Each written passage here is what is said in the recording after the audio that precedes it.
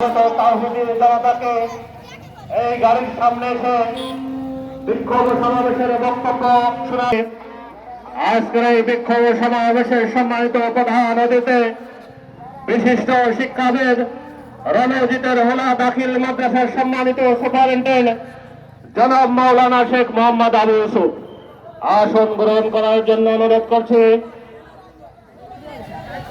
আমি সকল তাওহীদি জনতাকে বসার জন্য অনুরোধ করছি।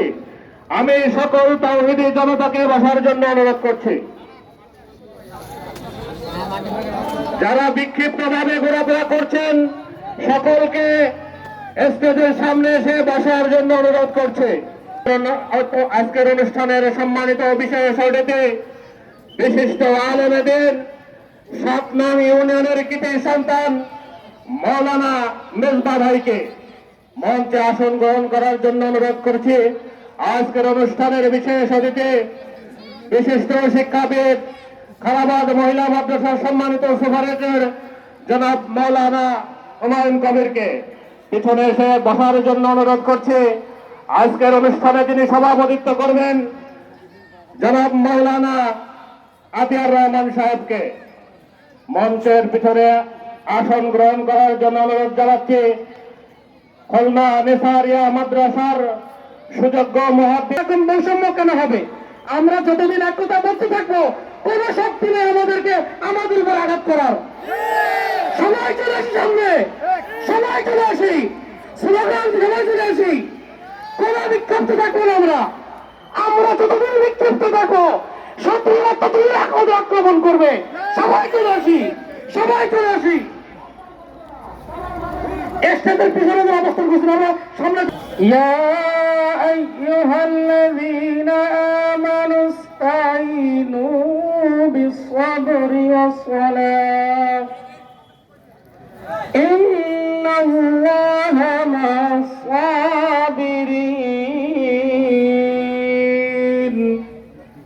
ওয়া লা তাকুলু লিমান ইয়াকতালু ফী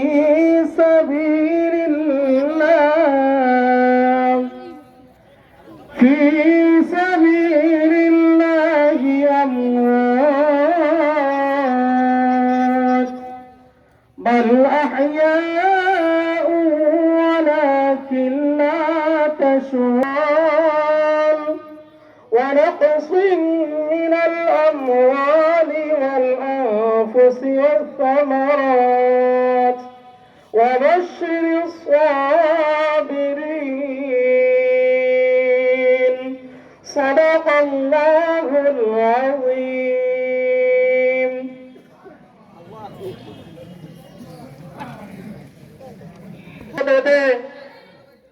বৈষম্য বিরোধী ছাত্র আন্দোলনের খুলনা জেলার যুগ্ম আহ্বায়ক জনাব আবু নাঈম শেখ, জনাব আবু নাঈম শেখ। আসসালামু আলাইকুম ওয়া রাহমাতুল্লাহি ওয়া বারাকাতুহু।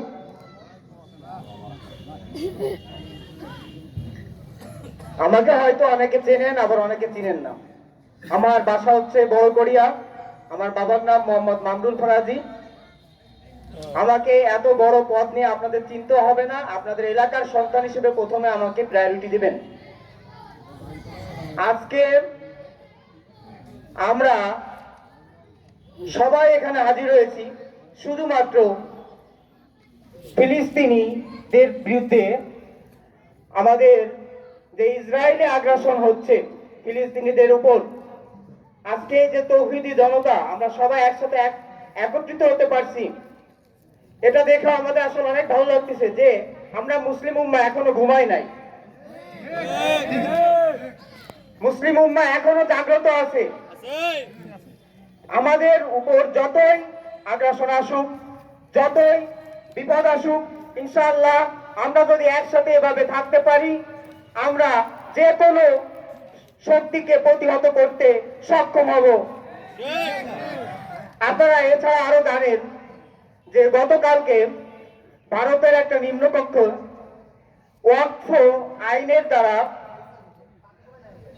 ভারত সরকার, স্বৈরাচারী সরকার মোদী আমাদের মুসলিমদের 27 লাখ একর সম্পত্তি অর্থ হিসাবে ওরা কিন্তু নিয়ে নিছে।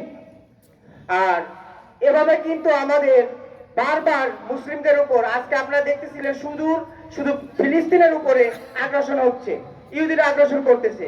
কিন্তু আমাদের কাছাকাছি দেখেন, শুধু বর্ডার পার হলেই ভারত, সেই ভারত কি করতেছে? সে ভারতও থেমে নেই, মুসলিমদের কেউ ভালো চাচ্ছে না। কিন্তু আমাদের এই মুসলিম উম্মা এখনো অনেকেই জাগ্রত হয়নি। যদি জাগ্রত হতো তাহলে খালি হিসাব করেন যে ফিলিস্তিনের চারপাশে কতগুলো মুসলিম কান্ট্রি আছে, প্রায় 5-7টা কান্ট্রি আছে, ইরাক দিয়ে, জর্ডান দিয়ে, মিশর দিয়ে, সবাই লেবানন দিয়ে, সবই কি ফিলিস্তিনের পাশাপাশি।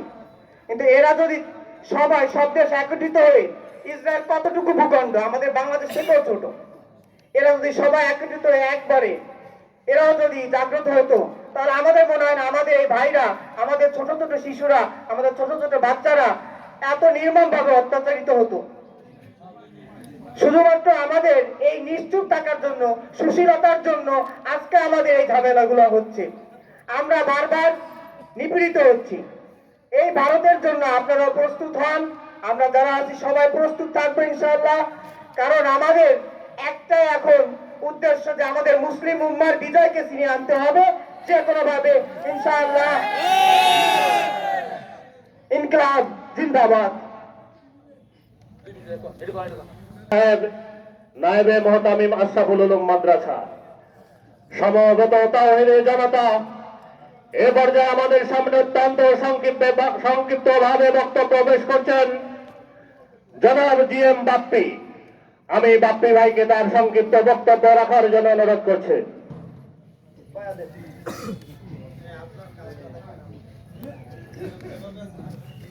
আসসালামু আলাইকুম ওয়া রাহমাতুল্লাহি ওয়া বারাকাতুহু। সম্মানিত তাওহীদি জনতা, আপনারা জানেন আজকে আমরা এখানে কেন উপস্থিত হয়েছি। আমরা এখানে উপস্থিত হয়েছি মুসলিমদের উপর নির্যাতন, হামলা, নিহতের প্রতিবাদে। আমরা এখানে উপস্থিত হয়েছি ইহুদিদের বিরোধিতা করার জন্য। আমরা এখানে উপস্থিত হয়েছি সারা বিশ্বের 18টি জাতির 17টি জাতি রসুলের ভাষায় এক, তাদের বিরোধিতা করার জন্য। আমরা এখানে উপস্থিত হয়েছি শান্তিপ্রিয় ফিলিস্তিনের উপর হামলার প্রতিবাদে। আমরা এখানে উপস্থিত হয়েছি, আমরা তো ইসরায়েলে যেতে পারছি না, আমাদের সেই ক্ষমতা নাই, আমাদের সেই অর্থ নাই। আমাদের যদি ক্ষমতা থাকতো, অর্থ থাকতো, আমরা সকলে ইসরায়েলে অবশ্যই যেতাম তাদেরকে ধ্বংস করার জন্য। আমরা হযরত মুহাম্মদ সাল্লাল্লাহু আলাইহি সাল্লাম আমাদের নবী, আমরা আখেরি নবীর উম্মত। একজন মুসলমান আর একজন মুসলমান আমাদের ভাই। একটি ভাইয়ের বুকের রক্ত ঝরালে আমাদের বুকে ব্যথা লাগে, আমাদের বুক কম্পিত হয়। আপনারা জানেন এই বাংলাদেশে স্বৈরাচার শাসক ছিল, আওয়ামী লীগ ফ্যাসিস্ট সরকার ছিল। 5 তারিখে তাদেরকে প্রতিহত করেছে এই বাংলার জনগণ।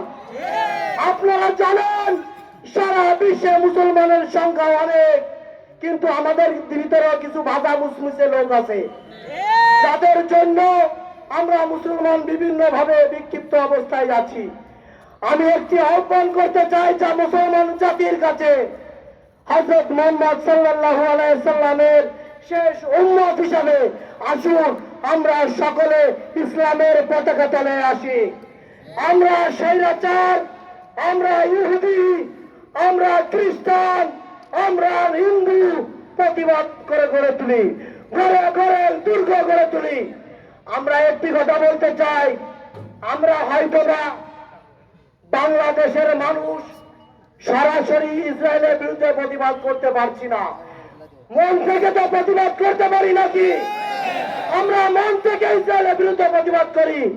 এই যে দেখেন আপনারা কোকা-কোলা, এই কোকা-কোলা ইসরায়েলের পণ্য, এর একটি অংশ তারা এই মুসলমানদের মারার কাজে ব্যবহৃত করে, তারা অস্ত্র তৈরি করার কাজে ব্যবহৃত করে।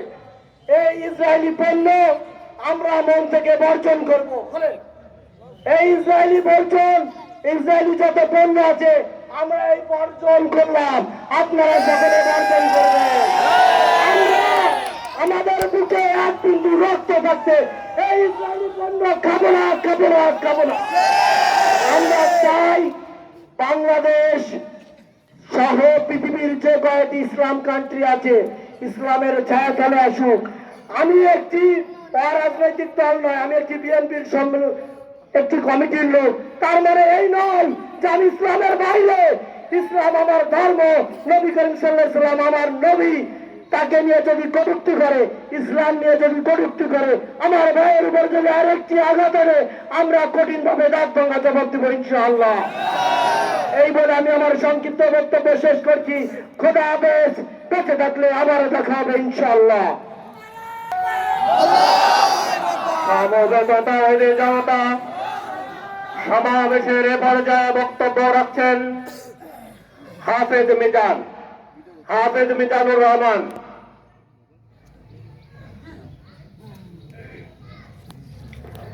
ইন্নাল হামদুলিল্লাহ ওয়াসসালাতু ওয়াসসালামু আলা রাসূলিল্লাহ, আম্মা বাদ। প্রিয় তাওহীদি জনতা, আল্লাহ নবী সাল্লাল্লাহু আলাইহি ওয়াসাল্লাম আজ থেকে 1400 বছর আগে সাহাবায়ে কেরামদেরকে সামনে রেখে ভাষণ দিচ্ছিলেন, হে আমার সাহাবীরা শোনো, তোমাদের সামনে পরবর্তী যুগে এমন একটা সময় আসবে যে সময় গোটা পৃথিবীর মুসলমানরা সমুদ্রের ভিতরে কচুরি পানার মতন দুলতে থাকবে, ভাসতে থাকবে। মুসলমানদের এমন একটা অবস্থা হবে। সাহাবায়ে কেরাম জিজ্ঞাসা করলেন, ইয়া রাসূলুল্লাহ, মুসলমানদের এমন অবস্থা হবে কেন? তারা কি ধনবলে কম থাকবে? রাসূলুল্লাহ বললেন, না, তাদের ধনভাণ্ডার থাকবে। সাহাবারা জিজ্ঞাসা করলেন, ইয়া রাসূলুল্লাহ, তাহলে কেন মুসলমানদের এই অবস্থা হবে? তারা কি জনসংখ্যা কম থাকবে? রাসূলুল্লাহ সাল্লাল্লাহু আলাইহি ওয়াসাল্লাম বললেন, না। সাহাবারা আবার জিজ্ঞাসা করলেন, ইয়া রাসূলুল্লাহ, মুসলমানদের তাহলে এই টালমাটাল অবস্থা কেন হবে? আল্লাহ নবী সাল্লাল্লাহু আলাইহি ওয়াসাল্লাম বললেন, সাহাবারা শুনে রাখো, তখনকার মুসলমানরা অনৈক্য থাকবে, মুসলমানদের ভিতরে এক থাকবে না। এজন্য আজকে গোটা পৃথিবীর কুফাররা, অমুসলিমরা মুসলমানদের বিরুদ্ধে গেল তা এক না হতে পারে, এক ময়দানে না আসতে পারে, এক ফ্ল্যাট পর্বে না আসতে পারে। এভাবে কঠিন ষড়যন্ত্র লেগেছে। আজকে আমরা দেখছি ফিলিস্তিনের মুসলমানরা মার খাচ্ছে। তারা শুধু চেচনিয়া, বসনিয়া, আফগানিস্তান, কিছুদিন আগে মায়ানমারে আমাদের বাংলাদেশের মুসলমানদের বিরুদ্ধে বড় ষড়যন্ত্র চলতেছে। মুসলমানরা আজকে আমাদের বিবেক দিয়ে, শুধুমাত্র আবেগ দিয়ে, আবেগ খাটাইলে হবে না, বিবেক লাগাইতে হবে। আজকে আমরা গণতন্ত্রের নামে এমন দোকায় পড়ে গেছি যে এই দোকা আজকে আমাদের মুসলমানদের ভিতরে ছিন্ন বিচ্ছিন্ন করে রেখেছে। আজকে এগুলোকে বাদ দিয়ে আল্লাহ নবীর দেখানোর তরিকা, ইসলামের ছায়া তলে হযরত আলীর মতন, হযরত আবু বকরের মতন, হযরত ওমরের মতন একসাথে আসতে হবে। আবার আল্লাহ নবীর মতন একটা বদর কায়েম করতে হবে। আবার আল্লাহ নবীর মতন একটা উরায়দ কায়েম করতে হবে, একটা ওহদ কায়েম করতে হবে, একটা খন্দর কায়েম করতে হবে। इस्लाम जिंदा होता है हर करबला के मैदान में, हर करबला के बाद একটা কারবালা তৈরি করতে হবে। রাজি আছি তো ইনশাআল্লাহ? যদি আমাদের প্রাণের তাজা রক্ত দিয়েও ইসলাম বৃক্ষকে কায়েম করতে হয় তাহলে আমরা করবো ইনশাআল্লাহ। রাজি আছি তো ইনশাআল্লাহ? আমাদের ভিতরে মুনাফিকি থাকলে হবে না। ইসলামের ভিতরে, তাওহীদের ভিতরে নাম দিছি তো দিছি, মরণের আগ পর্যন্ত যত ঠান্ডা আসুক, জল আসুক, যাই কিছু আসুক না কেন, মৃত্যুর আগ পর্যন্ত এই তাওহীদের মধ্যে থাকবো ইনশাআল্লাহ। तौहीद की अमानत सीना में है हमारा, आसा नहीं नाम निशा मिटाना, नाम निशा हर हमारा। चीन अरब हमारा, हिंदुस्तान हमारा, मुस्लिम है हम हदन, सारा जहां हमारा। উত্তর বিক্ষোভ সমাবেশে এ পর্যায়ে বক্তব্য রাখার জন্য আহ্বান জানাচ্ছে বিশিষ্ট শিক্ষাবিদ, 5 নং ভান্ডারকোট ইউনিয়নের সাবেক চেয়ারম্যান আলহাজ আলতাফ হোসেন, মাস্টার আলতাফ হোসেন। আলহামদুলিল্লাহ ওয়া কাফা ওয়া সালামুন আলা ইবাদিল্লাহিল মুস্তাফা আম্মা বাদ আউযু বিল্লাহি মিনাশ শাইতানির রাজিম বিসমিল্লাহির রহমানির রহিম। আজকের এই অনুষ্ঠানের পরিচালিত সংগ্রামী নেতা কর্মী ভাইরা, উপস্থিত আমার মুসলমান দিন দরদি মুসলমান ভাইরা, আপনারা জানেন যে নমরুদ ইব্রাহিম আলাইহিস সালামকে আগুনে পোড়ানোর জন্য 40 মাইল ব্যাপী একটা আগুনের কুণ্ডলী তৈরি করেছিল। যে আগুনের ধারে যা সম্ভব হচ্ছিল বোধহয় তারা চরি কল দিয়ে ইব্রাহিম আলাইহিস সালামকে ঘুরে আগুনের ভিতরে ফেলে দেবে। ইব্রাহিম আলাইহিস সালাম তাকায় দেখে যে তার আব্বা আজরও স্বয়ং সেই চরিকল ধরে ঘুরোচ্ছে, সে মূর্তি পূজা ছিল। তো আগুনে ফেলে দিলে আগুন দাও দাও করে জ্বলতে থাকলো। এদিকে একটা ব্যাঙ দূরের থেকে, অনেক দূরের থেকে সে প্রস্রাব করছে। তখন প্রস্রাব করতে লাগলে ফেরেশতারা জিজ্ঞেস করছে, এই তুমি প্রস্রাব করছো আগুনের দিকে চেয়ে, তোমার প্রস্রাব তো ওদিকে যাচ্ছে না। তখন এই ব্যাঙটা বলেছিল যে আমার প্রস্রাব যাবে না এটা আমি জানি, কিন্তু আমি যে আল্লাহর পক্ষে আছি, আমি যে ইব্রাহিমের পক্ষে আছি, আমি এই যে প্রমাণ করতে চাচ্ছি। আর একটা কাল্লা সে ফু দিচ্ছিল, তা ফেরেশতার বলছে কাল্লা সে ফু দাও কেন? তাহলে আমার ফুয়া তো তুই যাবে না আমি জানি, তবু আমি এইটাই প্রমাণ করতে চাই যে আমি নমরুদের পক্ষে আছি, ইব্রাহিমের বিপক্ষে আছি।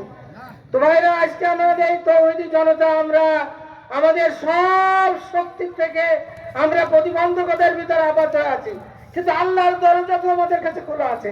আমরা তো আল্লাহকে বলতে পারবো, চোখের পানি ঝরে তার চোখে নামাজ পড়ে।